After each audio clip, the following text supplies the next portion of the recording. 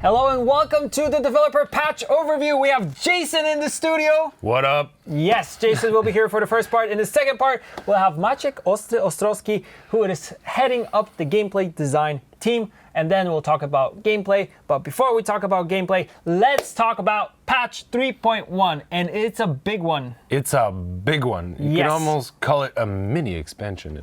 For me, it actually is a mini expansion. We have the 6th Syndicate leader coming. I won't tell you who it is. Tossed a coin in certain video. He tosses the coin in a certain video, so that already gives you an idea. That's a hint. We've tweaked around 256 cards. I don't like to give numbers, but we checked 256. This includes 4 leaders for our favorite faction, aka Northern Realms. Well, we didn't change 256 for Northern Realms. We changed about 200 for all factions, and the rest are Northern Realms. Yeah, but 4 leaders. But 4 leaders. Yes. And this is just the beginning for Gwent, and it's been an awesome year. And as you guys know, we're moving to mobile. And Jason, we have you here. Yep. What can we expect in the following months for Gwent? I mean, first thing to note is we just spoke about an incredibly large volume of cards changing, and I'd like to note that maybe 5 or 6 of them can be considered a bit of nerfs, but they're very targeted and very specific. Other than that, we're actually bringing just cards that are much harder to justify in a deck, and we're bringing them up, so it should increase deck diversity and open up some new strategies that weren't available before. Just to jump in, I really like that the philosophy has changed and the community has also seen this. Like, we are not taking Syndicate and we're not doing nerfs, but what we're doing is we're looking into factions and we're bringing them up to that level, so we're making everything stronger. If you go back earlier in the year, like we took things like monsters and actually brought it down a bit to try and balance it with the other ones, and the more we've looked back at it, the more that's maybe the wrong direction, and we don't want to head in that direction anymore. I mean, there's always some cases where cards it needs to be brought down. Yeah. If it's too crazy. If it's too crazy. But generally, I think we want to err on bringing everything a little bit up rather than bringing the few down. Yeah? So it just should increase the overall feeling. But it's funny to say that we don't want to change too much in one shot, 256 not being too much. So we haven't actually done a really hard pass on the identity of factions other than Northern Realms because, well, it was the one that was suffering the most. I think there was one keyword that was unique to Northern Realms, and it was formation, and I believe it was only on 4 or 5 cards. Exactly. So it's really hard to get a nice feeling faction identity in a faction like Northern Realms with such little uniqueness to them, so that's definitely something that when you guys go through it with Maciek, you'll discover that we did an honestly awesome effort to improve. But I think in the next update, so the 3.2, end of August, you'll notice us paying a bit more attention to the other factions that didn't necessarily get a focus on this one. Although, to be fair, every faction is pretty much equally part of that 200 buff, so every faction's getting some love this update. So it's not like we ignored them, but you'll see the most significant changes in play with Northern Realms for sure.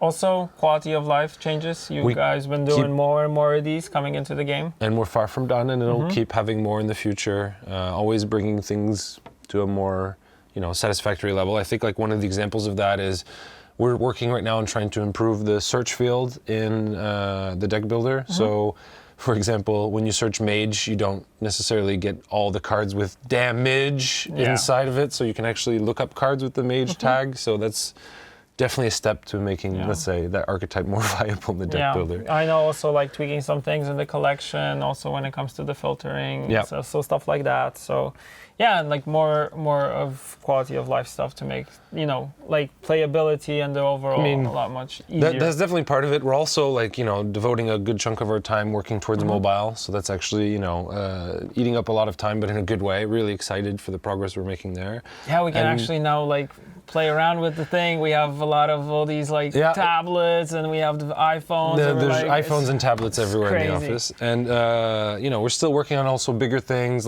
eventually trying to get Spectator in and a few other things that we're not quite ready to talk about, but that are pretty exciting. Like the next few updates are going to be hopefully just as amazing as the 3.1 is going to be.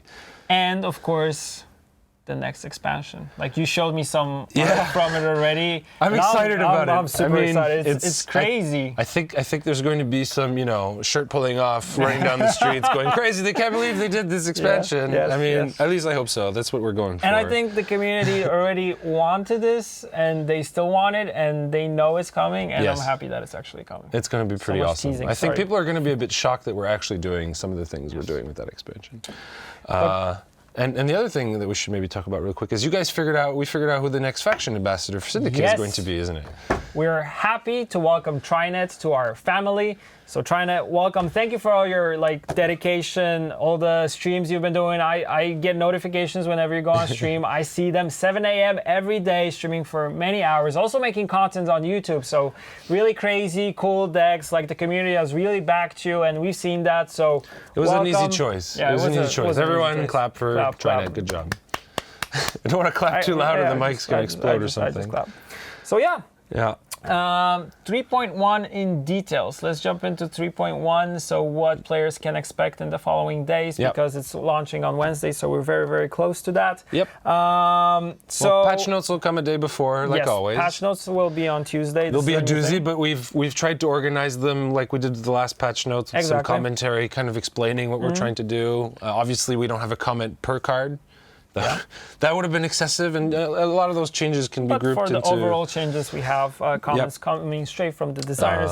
Thank you to Rishik for helping with those. That's really awesome. For new features that we also have coming with 3.1, the first thing is fast keg opening. Finally, when you have 20 kegs to open, it should be a bit faster. The whole flow has just been click anywhere on the pad. You just click A, and it opens quicker. So that will make life a lot much easier. We've also redesigned the reward pop-up. Well, I mean, not fundamentally, but made it so that you can see more than 5 rewards at a time, because only being able to give 5 things is not in our nature. We like to give more, so we can give more in one shot. Exactly. And the filters in Deck Builder have been reworked. So like you said, smarter text searching, that is something that is coming with 3.1.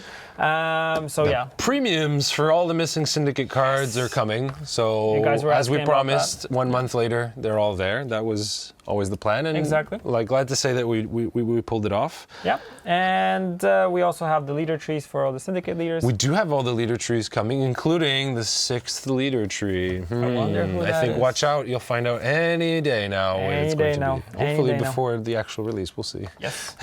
And we also have something very important. I left it till the end of this segment. So the fixes. Oh, the fixes. Well, I mean, a lot of people ask what's going on with Barnabas and Harold. And the fact is we've actually tried to fix it a few times. And it's just one of those things that we have a really hard time consistently or even at all reproducing internally when we're actually in an environment where we can, break it down and try and figure out what's happening. But we're pretty confident that we've finally fixed it this time. If not, we're going to keep working on it until we figure it out. It's just one of those things that even when we think we fixed it, it's hard to be sure because it works. We tested it internally. It works. Everything is fine, and then it's not that we're ignoring it. It's becoming our Bond villain in our development is those 2 cards. But you and me, we took it as priority that it needs to be done. Like we've seen people complaining about it, so hopefully this time it will be fixed. Another fix is Isabel of H, who did not draw a card for a player, so this is also... Yes, that should be fixed now. So, I mean, a lot of exciting things, 3.1. Ostre is going to be able to show you guys a lot of fun stuff, so enjoy it. And thank you guys for your support and your love, and enjoy the rest of this video. It's time to Ostre clap. Boom! Ostre, welcome back to the studio. Now we can talk about the gameplay changes. Yes. That's what we're here for. By the way, that was nice clap. That was a nice clap. That was nice clap. Yeah. Patch 3.1. There's a lot of changes. We talked a little bit about it with Jason. 256 cards specifically for leaders, and a very, very big change for Northern Realms. That's true. And it's important to mention that most of it is just the buffs. We don't have nerfs. Jason mentioned that we have some specific nerfs, like 5, 6 for some cards, but all of those things are just buffs. Exactly.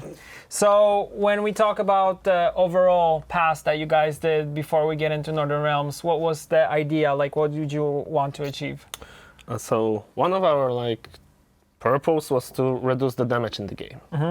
Right now we know that there is a lot, and it's also too high. Like probably the best decks are just the control decks with a lot of damage. Yeah, and we wanted to change that. So one of things we done is change the amount of cards that damaging.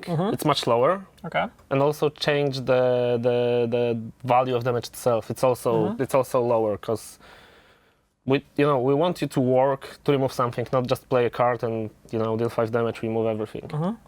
And the other thing, we also increased power of a lot of cards. So it's another step that makes damage weaker because not only the value of damage is lower, but the power is higher. Okay. So now it should be much harder to remove something.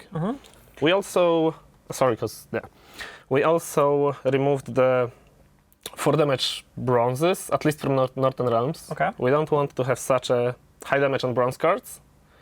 And if we have high damage, we want to ideally move it to special cards. We're okay if it's on special card, you play special, you remove something, but you do not gain anybody on the board. So not units in this case, only of special course, cards. there are few exceptions here and there, but that's the overall idea. So not only that you're dealing damage, but you're also getting a body. So in this case, you will get more points. Then it's better to have this on a special card, which doesn't give you more points in this case. That's true. Some examples of cards that you want to go through? Sure. I prepared only Northern Realms cards as examples because there were most of changes. And the first card I would like to show is the Dawn Banner. So we can actually show it on the screen. So as you remember, this was card that was just dealing damage, as many other, Yes. So it's a perfect example. We just changed it to be a card that summons its copy. So whenever Dawn Banner receives a boost, summon a copy of it from your deck to this row. So we also tried to work especially with Northern Realms. But maybe I wanted to say about something about identity, but maybe I should do this later about Northern Realms paragraph, not the general one. Okay. But this is one of the examples. Yes, we'll skip it now. And we'll second show you the second example. Ves was not reworked. Ves had changed numbers because she before she had 3 power and she was dealing 4 damage. A lot of damage. Usually you couldn't use her order because she was dead. She had low power. So we kind of turned it around. Damage is like bonus in this case. You play her.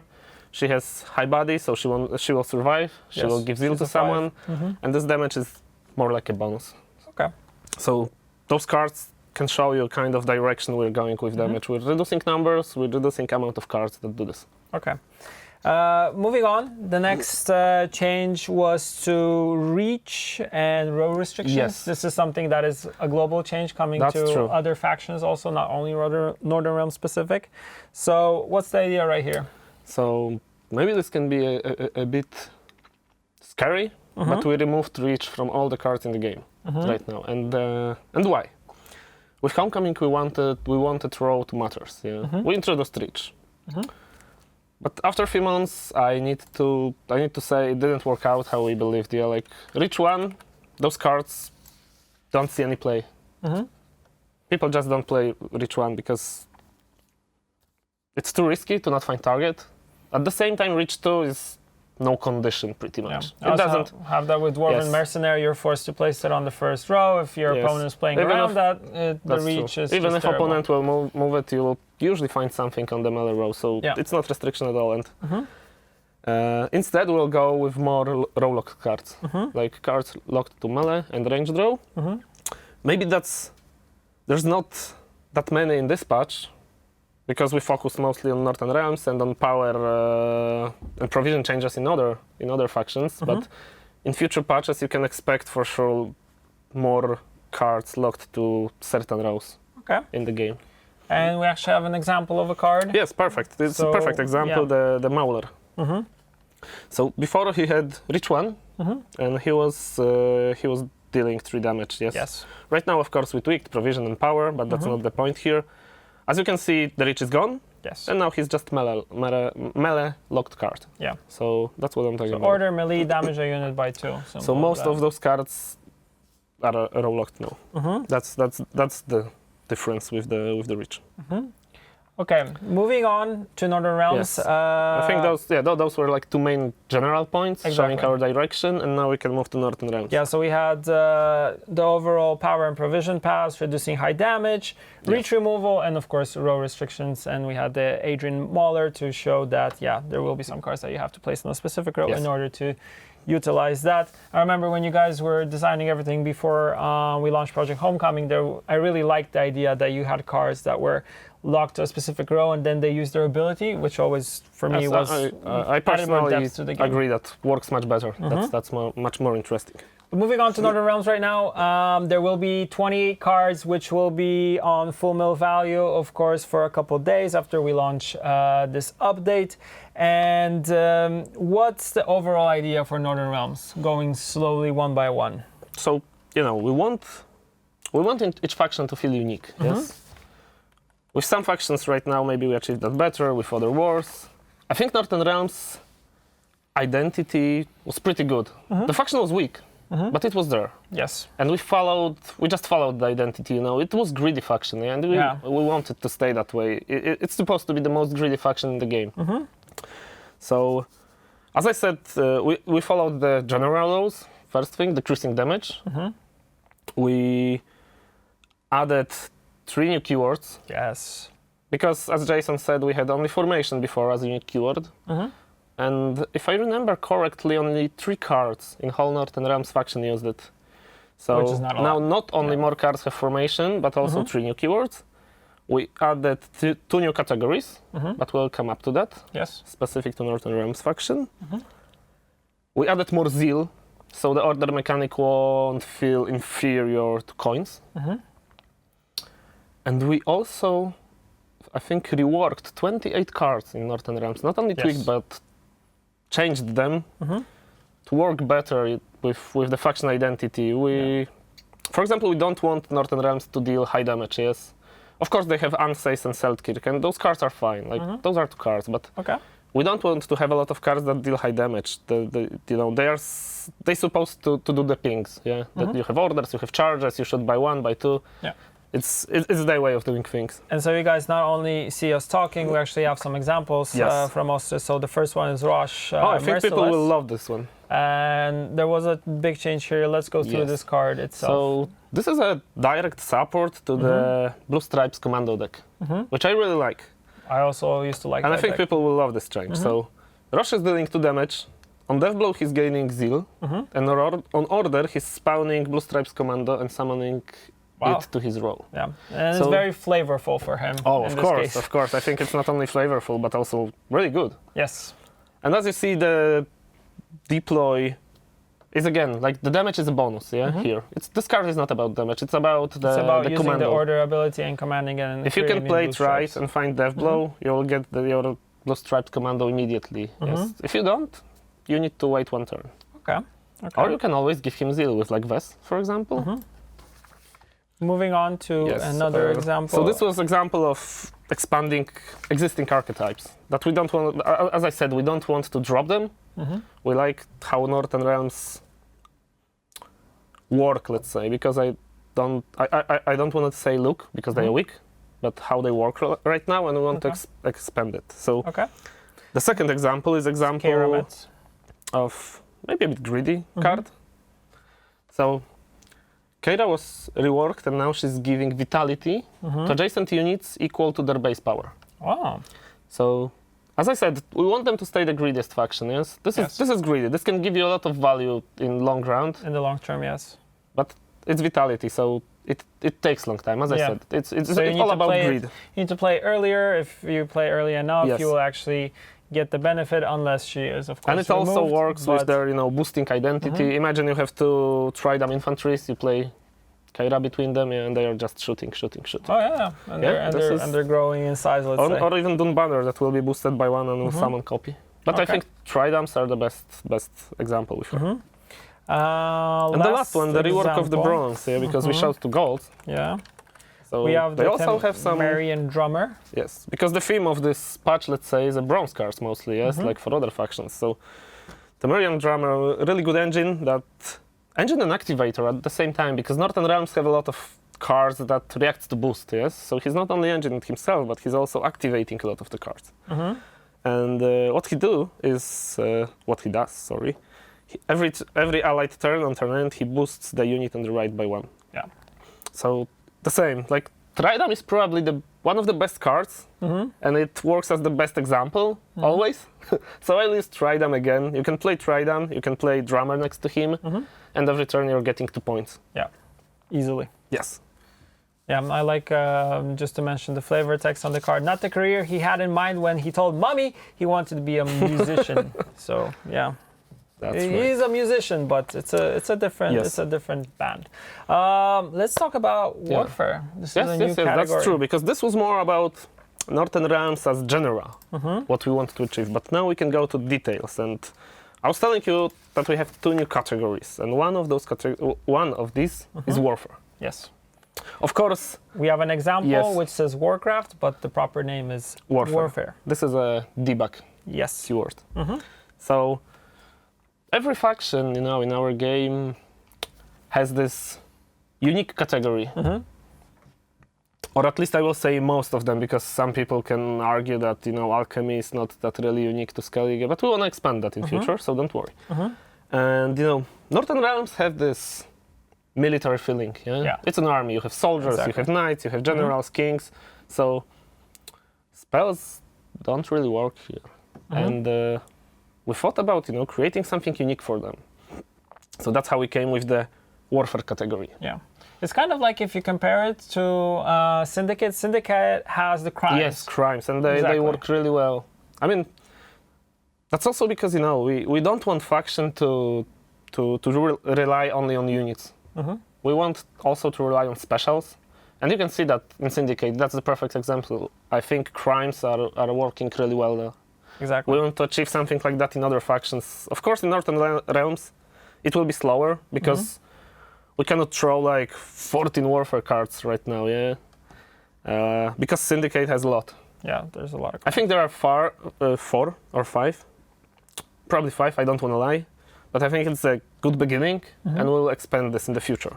Okay. And some of cards are changed into warfare. For example, recruitment. So right now you can grab recruitment with Natalis and create copy of bronze. Another good example is the flail. The flail. So flail that was an artifact, ended up being a warfare special. So this works with Natalis. He's a soldier with soldier deck. It's giving enemy unit bleeding for 8 turns. Which also flavorful. Yes, but for each soldier, it decreased bleeding by 1 and deal 1 damage instead. Oh, okay. So if you have 8 soldiers, you just deal 8 damage. And I know some people can say now, okay, it's high removal, but you said Northern Realms shouldn't have high removal, yes? But at the same time I said, it's not a problem on specials. If you remove something, it's card for card, you're not gaining body on the board, we're okay with that. Okay. Yeah, and also encourages players to use more special cards. And it's use them also as target removal. Yes, and you also need to have units for this, yeah? If you play it without units, just, I play my engine, you want to remove it, it's 8 bleed. It's not removal. It's only turned into removal in the late game. Okay, cool. So moving on, machines, crew, and resupply keywords. So these are kind of things I think people should be happy the crew is coming back in different form, but it's coming back. Yeah. I know people wanted that, so... Yes.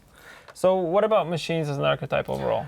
So we really liked machine archetype, but it didn't work out, because our initial thought was machines will be working with chargers. You're giving them chargers, they are shooting, yeah?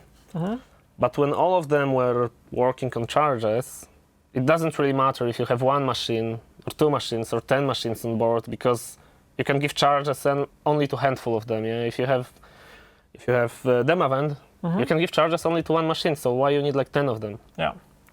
So we reworked this archetype a bit. Not all machines are using charges. Okay. It's so you can, mix and play them together, and you don't need to rely on charges only. And we also added the crew keyword for them. And crew, like before, is working with soldiers. Crew is working if machine is placed between adjacent soldiers. As long as adjacent units are soldiers, crew is working. Okay. And we actually have an example of Photos Pride. I think that will also open more deck building options. Because right now you don't need to just take machines and cards that give charges. You take some machines, you take soldiers, you can take machines with charges, without charges. It's up to you. I think this will be just better and more fun. Because that's our goal. Okay. So an example for the machine is Voltage Pride, which we are showing, and now we will move on to... I said about crew. Yeah, it's dealing 1 damage, it has 1 charge, on crew it's dealing 2 damage instead. And one thing that few people maybe noticed, it has new category called Siege Engine. Right now we're not using this category for anything particular, but I mean, this card is using it. But it's a hint for future that maybe in future this archetype won't be called machines, but Siege Engine archetype. And there will be different Siege Engines than machines. Maybe some beasts. No, I don't want to hint anything, so leave it for that. But, yeah. So the second example is Siege Master. Yes, so Siege Master and Siege Support are now closely working with Siege Engines. Because, this is what they do, yeah? Like, even their name, like Siege Master. Yeah. So, he was reworked. Right now he's boosting an ally unit by 2, and he's using new keyword Resupply. Boost adjacent Siege Engines by 1. Resupply triggers whenever you play Warfare card. Okay, so you play a war... Yeah, okay. Yes. Warfare, and then he's boosting adjacent... As you see, it's also not a mistake that he's boosting adjacent Siege Engines, because for crew you need to have soldiers as adjacent units. So what you do ideally is have a setup of soldier, machine, Siege Master, machine, soldier. Then both of these machines have crew activated, and Siege Master in the middle is boosting both of them whenever you play. So you really have to think about how you place the positioning now matters even more. Even more. Even more. And I think we're coming to the... No, not last paragraph. I wanted to say last paragraph, but this is close to the end, but not last. So Zeal-inspired formation. Yes, Zeal-inspired formation. So with Syndicate we heard, and we agreed, that Order is just War's version of Fee. Yes, you cannot use it immediately, you have charges, so we said, yeah, that's true. We need to change something. And we added a lot of Zeal, a lot of formation. Formation is cool keyword. As I mentioned, like only three cards were using it. It was a waste. We can actually show an example of Delirium Lang. Right now we have, I think, around 10 cards are using formation, and even more cards received Zeal. Okay. So, this Order abilities without Zeal is left only for like few handful really strong abilities, like Seltkirk. Seltkirk is still without Zeal, for example. But most of them can be used whenever you play them now, and it's up to you. Because formation, as we all know, give you Zeal or boost it. So this works also with the grid identity. You can always choose to boost unit instead, giving Zeal, if it will survive. If you play it on range, you're getting my points, that's true. Yeah, if played on the melee row, you gain Zeal. Yes, so you have to choose. That's true. And this is also a new keyword. The third new keyword. So Inspired. And Inspired works when unit is boosted. So with Landsknecht, you either play him with Zeal, but he deals 1 damage, or you go greedy and deal 3 damage. Okay. Oh, interesting. Okay, and we have... one more card, yes? One more card, Anna. Anna is even better now, also. Here we go, Anna Strenger. Anna. So Anna is working just better than before, yeah. Before, if she was boosted, she was boosting adjacent units. Exactly. Right now we changed it a bit. If she's not boosted, she's boosting 1 unit to the right. So she works even without a boost. But if she's inspired, then she's working on both units. Yes. It's, I think those cards are like the perfect examples. Yeah, this is just pure buff for the card. Okay. Even if it's not boosted, it will work. Exactly. You want to move on to the last part? I think yes. Because I think for me, and I think also for the players, it's one of the most interesting one. It's actually a shield. Yes, the shield. I mean, shield is working well on its own. Yeah? It's the mechanic used to protect your engines, let's say. But it's also a cool archetype, and people remember it as Gwent. Yes, people liked it, and we thought like, hey, maybe let's expand it. Like, other factions can just use it as a shield to protect their stuff, but Northern Realms can have bigger archetype build around it. And people ask for that, we deliver. Yeah, and we have an example actually. It's Cadwani Cavalry. Cadwani Cavalry, so card that was working with charges before, it was dealing damage equal to the number of charges. I never saw this card played against me, probably most of people too. So we changed it. Now it has shield, it's 4/4/4, and whenever this unit loses shield, boosts self by 2. So if shield will be removed, it's 6/4/4. Yeah, so it gets a boost if the shield is removed. And the second card that works with it perfectly is the Damned Sorceress. Damned And Sorceress. also something worth to mention, both of those cards, Cadwani Cavalry and Damned Sorceress, were dealing damage. Yes. So again, cards that were dealing damage were changed into something that do not deal damage anymore. And then Damned Sorceress is 5/5 with Zeal Order, as I said, a lot of cards received Zeal. And it removes unit's shield and boosts self by 2. So you can play it with your Cadwani Cavalry for a combo, but if you want to remove something from your opponent and it has shield, you can also use it offensively. Okay. So if you play it with Cavalry, you always have this save option. Okay, I will remove shield from my Cavalry, both of them will boost, it's okay, but as I'm saying, from time to time you will probably use this card offensively and remove your opponent's shield to destroy something. All right, that's it for the patch overview. Thank you, Austin, for coming to the studio. We talked about the changes coming with patch 3.1. This one is coming on Wednesday, so watch out for that. And I think that's it. Yeah, that's it. I just hope you liked what you saw. And yeah. And patch notes coming tomorrow, so check those out. There's some comments from Rishik that you mentioned, so that's right. Those will be really, really cool. Thank you, Austin, and we'll see you guys later.